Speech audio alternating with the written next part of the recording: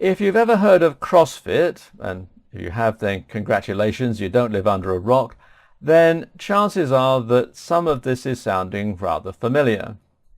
CrossFit is a sport that's been taking the fitness industry by storm and has been gradually moving our training towards a more functional style for some time now.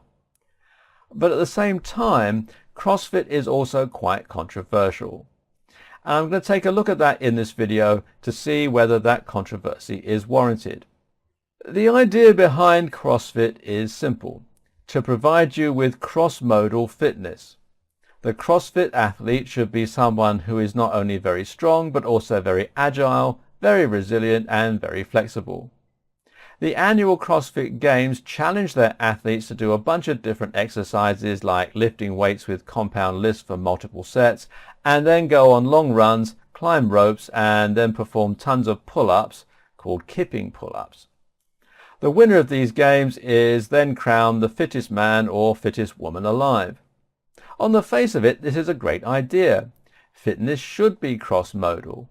If you're an athlete competing in the Olympics, then sure, one type of training is likely to be best for you and to yield the best results. For everyone else, though, there's little use in being really strong if you're not flexible, or in being really fast if you can't run very far. The best kind of fitness for everyday life is jack-of-all-trades fitness. So it's a great idea. Why then the controversy? Well, it actually comes down to several things. The biggest concern for many is the lack of regulation. CrossFit gyms are called boxes, and in order to open up a gym and start training people, you only need to go on a very short 3-day course. This means that all kinds of people are running classes, and that's leading to people getting injured. Of course, the same could be said for fitness in general to some extent, but in CrossFit it's rife. The other problem is with some of the programming. CrossFit encourages people to perform deadlifts, for instance, after running huge distances and for gigantic sets. The result is that they start to lose their form and become much more likely to injure themselves. Olympic lifts and deadlifts aren't designed to be performed for large amounts of repetitions, and this causes injury. There are other similar problems elsewhere in the program too. The kipping pull-up is another recommendation that comes under fire from some pundits. This is a pull-up that's designed to be performed for high reps and, as such, encourages you to swing your body into the movement. The problem with this is that it commonly leads to injury yet again and teaches bad form. If you go to the CrossFit website, you'll find a new WOD there each day. This is a workout of the day, and it's a recommended training challenge that CrossFit fans can choose to follow and that some boxes will offer their clients. The problem is that these workouts seem to be completely random. One day you're running 6 miles, the next day you're performing ring dips to failure. That's the point, sure, but when the programming follows no rhyme or reason like this, it means you can end up training the same body part twice in rapid succession, or using technical movements when you're feeling tired and exhausted. Even more random is the fact that the CrossFit website sometimes recommends the WOD to be an off day. What if someone wants their off day to be on a different day of the week? What if their training schedule doesn't fit with their precise routine? It's all a bit strange, and the almost cult-like dedication seen by some people only makes it worse. There's certainly good to be taken from CrossFit, and if you find a good box, then it can offer great instruction and a motivating community around your fitness. This is undoubtedly the direction that fitness will be taking in the future.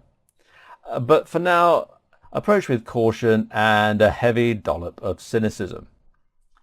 A lesser known but certainly no less cool fitness movement is that of MovNat. MovNat means move natural, and it's all about doing exactly that, moving the way our bodies were designed to move in the environments that we were designed to move them in. So what does this entail? It means climbing trees. It means trail running, barefoot of course. It means hopping against rocks, and it means climbing cliff faces. It also means swimming in cold rivers, which by the way has a ton of health benefits, throwing logs around and carrying other heavy objects long distances. Not only is this kind of training fun, but it's also very good for developing all kinds of motor skills that you probably didn't even think about anymore. Things like grip strength for climbing and forming calluses to toughen up. Of course, there are problems with too many embracing this type of training too.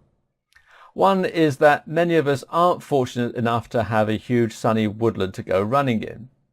If you live somewhere cold and urban, then MovNat might mean running to the nearest park and splashing through mud in the rain. Another issue here, of course, is the lack of instruction or structure.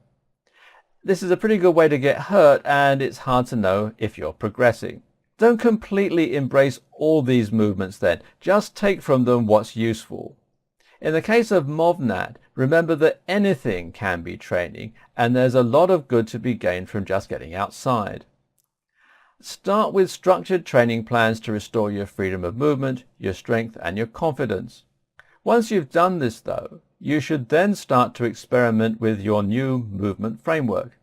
Don't be afraid to try new things and to listen to your body while you train. If something feels like a workout for the muscles, then it probably is. Who cares if you can't find it in a book anywhere?